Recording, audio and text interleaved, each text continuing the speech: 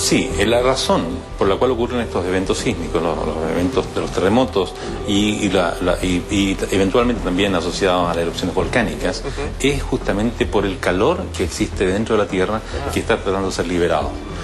La manera más eficiente de liberar el calor al interior de la Tierra es por convección. Hay varias maneras de liberar calor, radiación, conducción y convección. En este caso, en el caso de la Tierra, hay convección, significa movimiento de masa. Entonces, la masa es la que lleva el calor y la hace salir cuando llega a la superficie. Esto ocurre en las zonas mesodorsales, en las cordilleras que están bajo el océano, en diferentes partes del mundo, y eso hace que las placas se muevan, que las placas, digamos, en un lugar determinado sale el calor, mueve como en corrientes de convección, las placas se desplazan y eso es lo que hace que ocurran los terremotos. Que afloje. Claro, así que los eventos más bien exteriores, tipo solares o meteorológicos, tienen incidencia menor o prácticamente no tienen incidencia, excepto quizás la introducción de agua, por ejemplo, en algunas fallas muy superficiales. Eso si hay, por ejemplo, cambios en el régimen de lluvias y esa agua penetra en las fallas superficiales, facilita la ocurrencia de desplazamiento de la falla. Así que uno podría esperar un número de temblores menores, un poco más alto, en fallas superficiales. Sergio, perdón, ¿ocurrió un sismo en este rato mientras estábamos conversando, aparentemente, o no? A ver, podemos por lo menos en la verlo. página de sismología no hay nada registrado. Pero... Bueno, recién se están registrando las ondas. ¿Ya? Aquí lo podemos ver. Estos son nuestros sensores. Antes, si no ocurren terremotos, las líneas están horizontales, así bastante como un ritmo cardíaco. muertas, ¿ah? Y aquí justamente se ve como a esta estación llegan las ondas P y posteriormente llegan las ondas S. ¿A dónde fue, y estas Sergio? Lo estamos localizando. Este ocurrió hace 5 minutos atrás y está en el norte de Chile y a los 65. O sea, ocurre profundo, 240 kilómetros de profundidad en Argentina, en la frontera entre Argentina y Bolivia. Claro. Así es que es un temblor que no está relacionado con la zona de ¿Se sabe la magnitud ya? ¿Es posible conocer la escala? Tenemos una estimación inicial del orden de entre 5 y 6. Mira, es un fuerte temblor. Ahora, oye, Sergio... ¿eso podría tener relación con estos sismos que habitualmente ocurren en la zona de Bisbiri, que es en el límite con Bolivia? Claro. Bueno, son temblores profundos, son temblores que ocurren al interior de la placa que subducta, es decir, al interior de la placa de Nazca, y en el caso de Chile, la mayor actividad está concentrada bajo la cordillera, el sector occidental de la cordillera, que es esta parte de acá, un poco al oeste de la cordillera de los Andes. Perfecto. En esta región. Frente a Antofagasta. En lo que respecta al temblor que tú nos acabas de contar, son las 10:13, esto fue aproximadamente hace 5 minutos, en el sector norte. Todavía no es posible establecer dónde, pero una magnitud de 5 o 6, un temblor bastante perceptible, que ya lleva aparejado ruido probablemente y una sensación un poco más molesta en la población. Oye, a propósito de... en la provincia de Salta, en Argentina. Ya tenemos localización de 22.8 sur, 65.6 oeste. Ya a una profundidad de 240 kilómetros. Perfecto. Esa es la estimación inicial. Magnitud 4.7 dice arriba, ¿no? Sí, pero esa la estamos revisando y hay estimaciones un poco mayores del orden de 5. 5 a 6, como decía anteriormente. Y que haya sido en Salta el epicentro significa entonces que en qué eventuales zonas de nuestro país se habría alcanzado a percibir este sismo. Se veía como frente a Antofagasta, parece, ¿no? Sí, exactamente. Esto ocurre. Salta está prácticamente a Antofagasta. ¿Sí? El está ubicado aquí en la costa. Y se alcanza a percibir. Y todas las regiones interiores de Antofagasta, Calama, por ejemplo. Pero el temblor es bastante profundo, está bastante alejado y aquí la gente en estado especial de percepción podría haberlo sentido. Sergio, mucha gente pregunta, yo no sé si existe una clasificación con nombres y con una nomenclatura especial respecto a los distintos sismos sin tener que llegar a un terremoto, aquellos que vienen acompañados previos y durante con mucho ruido, así como un ruido subterráneo, muy ronco, profundo, ¿se debe a algo específico? ¿Se manifiesta luego físicamente de otra manera? ¿O a qué se debe generalmente eso? Es muy interesante la pregunta. Corresponde a un tipo de onda. Cuando se genera un temblor, por ejemplo este que ocurre a 240 kilómetros, produce principalmente tres tipos de ondas. Ondas P, ondas que son primarias, que viajan más rápido. Unas ondas S, que tienen mayor amplitud que las iniciales, pero viajan más lento. Así es que, y las ondas superficiales, que viajan incluso más lento y tienen aún mayor amplitud. Entonces, lo que causan daño son, o se sienten más fuertes, son las ondas S y las ondas superficiales. Perfecto. Las ondas primarias, el movimiento de las partículas es muy parecido al mecanismo cómo se transmite el sonido. No así las otras dos. Entonces, alguna gente dice que primero sentí un ruido y después vino el temblor. Lo que ocurre es que la energía inicial que se transporta en forma de energía de ondas P, al llegar a la superficie se transforma, parte de esa energía se transforma en ondas acústicas. Ondas sonoras. Y la gente lo puede sentir. Ahí entiendo, Entonces, Sergio, sí, perdona que te interrumpa, pero entiendo que ahí se está actualizando en el mapa que tienes tú ahí en el Instituto de Sismología la magnitud en algunas localidades de Chile a propósito de este temblor que se sintió a las 10 de la mañana con 7 minutos, que tuvo una profundidad de 426 kilómetros, magnitud 6 y ubicado 222 kilómetros al noreste de Salvador de Jujuy.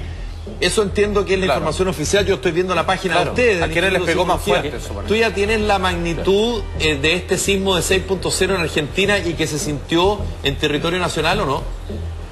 Bueno, en este momento se está actualizando la información. Nuestros especialistas están justamente revisando la información. Lo que teníamos inicialmente es una determinación exclusivamente automática, que la hace un software. Y en este momento nuestros especialistas están revisando esa determinación para ver si es correcta y interpretarla para determinar una magnitud correspondiente. Sergio, perdona, Maida, sácame una duda, perdón, yo tengo una duda. ¿Por qué ayer, en el temblor que fue a las 18:36, y ustedes le pusieron una magnitud de 5.6, originalmente Estados Unidos lo había puesto una magnitud de 6.1, ¿por qué esa corrección primero? Y segundo, ¿por qué esa diferencia? Porque la gente de repente se pierde y dice, pucha, primero dicen una cosa y después dicen otra, ¿no será que le están bajando un poco el perfil como para tranquilizar a la población? ¿Cuál es la explicación real de esto? Claro, nosotros lo que hacemos es tener nuestras propias estaciones para determinar tanto la localización como la magnitud del evento. Esto ha ocurrido desde que tenemos nuestros instrumentos puestos en el país. La metodología para calcular o determinar la magnitud es una metodología que se basa en analizar la amplitud de un cierto tipo de ondas.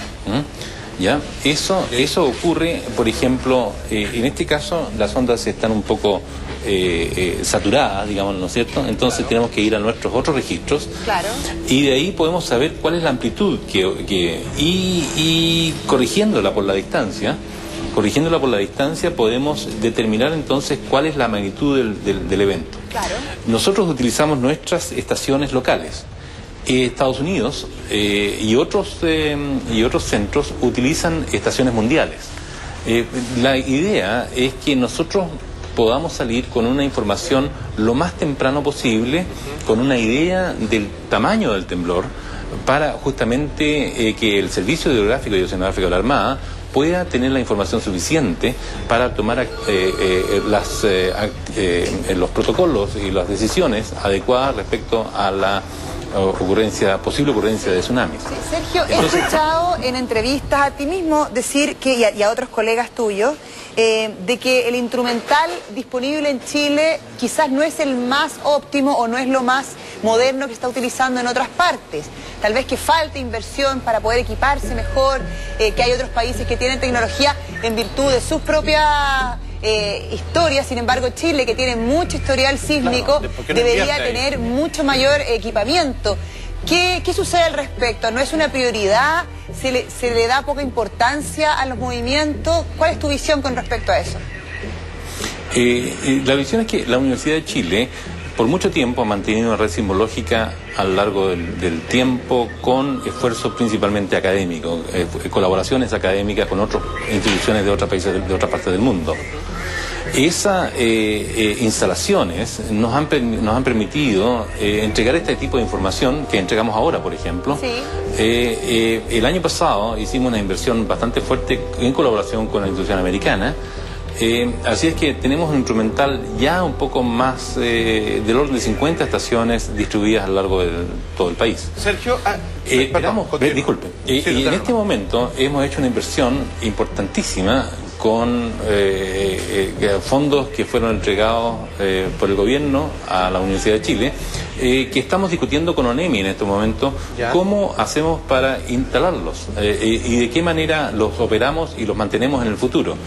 Esperando que esas conversaciones fructifiquen, yo espero que durante los próximos años, especialmente durante los próximos 2 o 3 años, esta capacidad se duplique en términos de estaciones a lo largo del país y más que quintuplique en número de observables de la ciencia de la Tierra, de lo que uno puede observar, lo que estamos conversando con los GPS, por ejemplo, o con instrumentos de movimiento fuerte. Y de acuerdo a eso, Sergio, ustedes históricamente, ¿hay alguna zona de Chile que sea de mayor impacto sísmico? Porque hablamos de Chile y Chile es muy extenso. En otros continentes, en el territorio que abarca Chile, habrían 3, 4 países. Recorremos muchos climas, muchas latitudes. ¿Hay algún sector que ustedes hayan podido analizar que es particularmente movido, el norte, el centro, el sur? ¿Cómo lo han podido ver ustedes? La razón por la cual ocurren estos terremotos, decía, era el movimiento de las placas. Y esta placa, la interacción entre la placa de Nazca y la placa sudamericana, comienza por el sur en la península de Taitao, hacia el norte. Entonces, prácticamente hasta Colombia.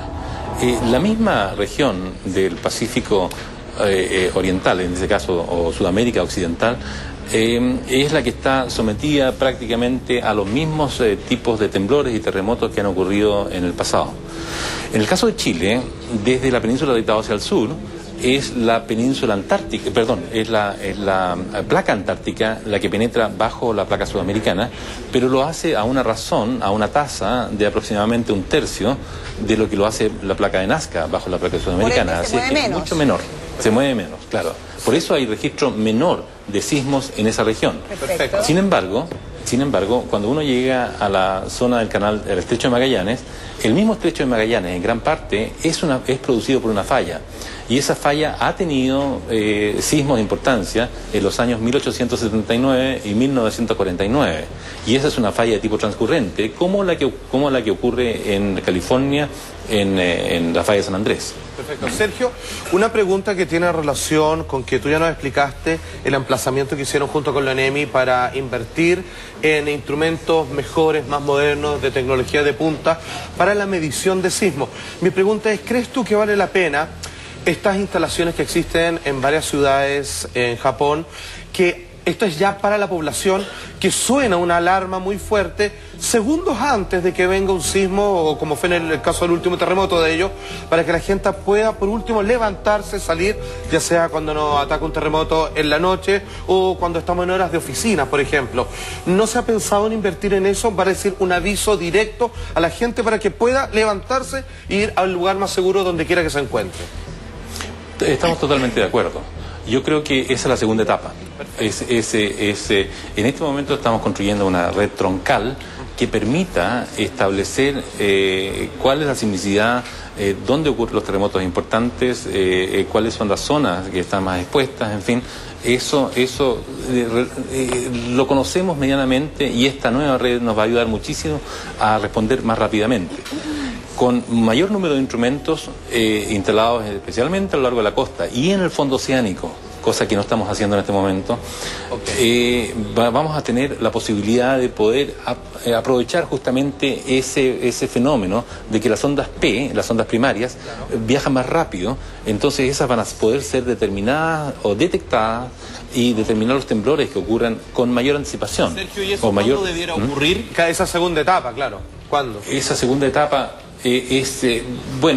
son conversaciones que tenemos que tener con el gobierno o los gobiernos, para que entiendan que esto se puede hacer, esto en Chile, y sería de mucho beneficio en muchas áreas, ¿no es cierto?, para cerrar los procesos, sí, claro, los procesos críticos, en fin, de energía, y hospitales, en fin, hay muchos lugares donde se puede aprovechar. ¿Eso está en una etapa de una muy buena idea, por ejemplo, como lo planteaba Salfate?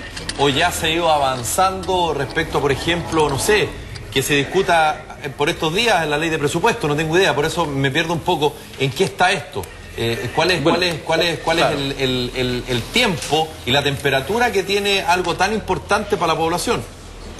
Claro, en este momento lo que estamos haciendo es caminar en esa dirección. Claro. Estamos incorporando los nuevos instrumentos, como decía, estamos conversando con ANEMI cómo lo hacemos para instalar estos nuevos instrumentos que fueron recientemente adquiridos a lo largo de todo Chile, y de esa manera conocer mejor de cómo tenemos que preparar el camino para hacer instalar un mayor número de instrumentos y hacerlo quizás en forma regional. Sergio, perdón, ¿y esa instalación es relativamente rápida de hacer?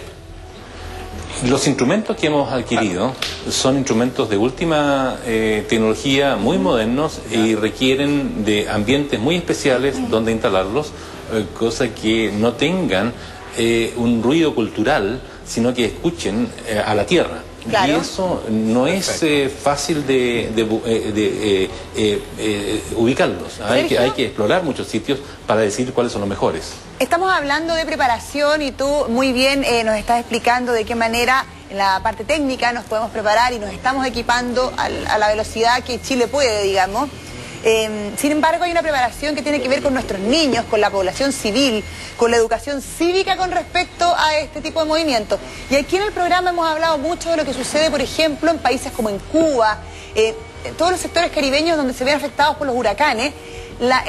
El conocimiento de la población con respecto a lo que hay que hacer frente a un huracán es bastante alto. Tú puedes preguntarle a un niño de 10 años, puedes preguntarle a una mujer, un anciano, y todos saben muy bien lo que hay que hacer cuando se acerca un peligro como este. En Chile tenemos la sensación de que ni siquiera los adultos sabemos muy bien cómo contener a nuestros niños, perdemos el control, les heredamos un nerviosismo terrible, porque mamá que le tiene miedo a los temblores, hijo que definitivamente va a llorar con un temblor. Hay una deuda ahí en la educación. ¿Tú crees que en los colegios se ha impartido poco en este aprendizaje que tú dices que hay que seguir en nuestro país a través de las bases de nuestros niños, para que esto sea un asunto que manejemos bien, porque el país no va a cambiar, va a seguir temblando? Claro, Chile ha sido un país sísmico desde tiempos inmemoriales y lo seguirá siendo en el futuro. El aspecto de la educación es un aspecto en el cual debemos mejorar muchísimo, pero sin embargo ya están haciendo los primeros esfuerzos en ese sentido. Con instrucción a diferentes niveles. Lo que interesa es llegar justamente a todos los niveles, tanto los niños de enseñanza básica, enseñanza media, universitaria, la gente que tiene que tomar decisiones respecto a dónde ubicar ciertos edificios, dónde la planificación territorial. En fin, eso debe ser parte de una cultura que nosotros tenemos que dejarle a los futuros habitantes de este país. Y estamos trabajando también en esa dirección, porque es una de las maneras más eficientes y más efectivas de disminuir el daño en términos de víctimas fatales, claro, y en términos de heridos a consecuencia de estos terremotos. Del descontrol y de la falta de manejo en ese tipo de situaciones, cuando ustedes se acercan un poco a los colegios, a las universidades, y hacer ese tipo de actividades para que estén al tanto todos, de alguna manera hacen que la gente sienta más seguridad con un fenómeno que se va a repetir permanentemente. Somos el país más sísmico del mundo. O sea, respecto a eso, Sergio, fíjate que recién un poco tú nos explicabas que solamente está en calidad de proyecto o ganas de instalar esto que existía en Japón, de que suenen alarmas en la ciudad para que la gente tenga algunos segundos para poder acercarse a un lugar más seguro. Mi pregunta, Sergio, mira, es muy concreta. Actualmente venden en varios lugares donde uno se puede surtir de todo tipo de artículos de prevención, de riesgo, etcétera, etcétera. Venden unas maquinitas que hacen sonar con estas ondas T, que creo que tú decías que son las primeras que llegan, con un fuerte campaneo que te avisan, y también por otro lado hay aplicaciones en celular que mandan, de gente que tiene instalado estos aparatos, manda una aplicación, una señal a tu aplicación. ¿Tú recomiendas algunos de estos, como la aplicación Alerta Civil, o estos aparatos que uno coloca en la parte de mayor concreto en la muralla de su casa y suena y te avisa algunos segundos antes, que es muy útil, sobre todo cuando un temblor fuerte te pilla cuando estás durmiendo? ¿Sirve? ¿Lo recomiendas tú? Bueno, de hecho nosotros tenemos instalado uno aquí en nuestros edificios, así es que y sentimos cuando este funciona. Pero muchas veces la interpretación de lo que este instrumento arroja no es la más adecuada. Hay que saber que estos instrumentos no es más que un péndulo, y ese péndulo, cuando sale de posición, activa la alarma. Entonces, muchas veces puede ser, como está pensado, que se active con las primeras ondas. Pero en otras veces las primeras ondas son tan bajas, son de tan poca amplitud, que solamente se activa con las ondas siguientes. Entonces genera una falsa alarma. Si uno está dispuesto a vivir con esas falsas alarmas y las acepta, entonces es probable que sea bien bueno tenerla. Claro. Sergio Barrientos, una pregunta muy importante para todos los que vivimos en la zona central. ¿Qué se espera para los próximos días aquí en nuestra zona, no solo la metropolitana, sino que todo el sector central del país? No me lo respondas inmediatamente. Estábamos en contacto con Sergio Barrientos desde la Universidad de Chile, el Instituto Sismológico de esa entidad, para aclarar sobre qué viene para los próximos días en la zona central. Sergio, te reitero la pregunta.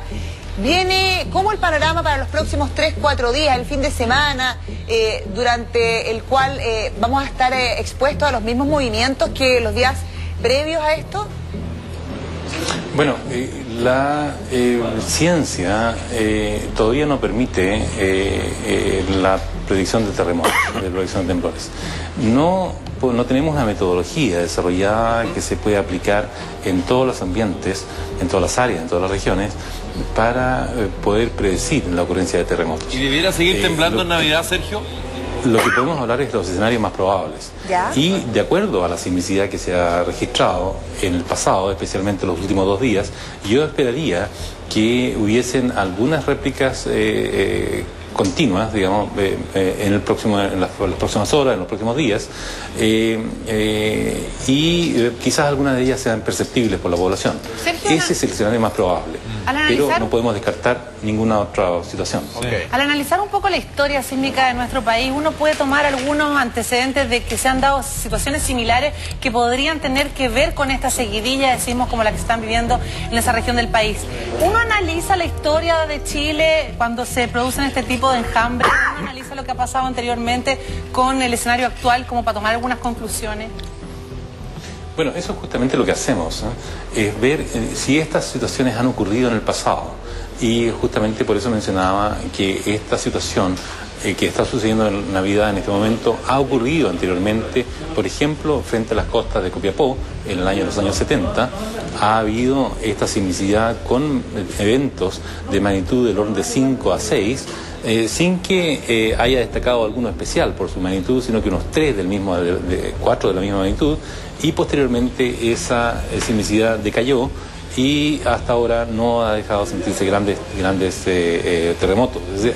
Es posible que esta secuencia disminuya y desaparezca en el tiempo. Lo mismo ocurrió en los años 80 frente a las costas entre la Ligua y los Vilos, digamos, una cosa similar.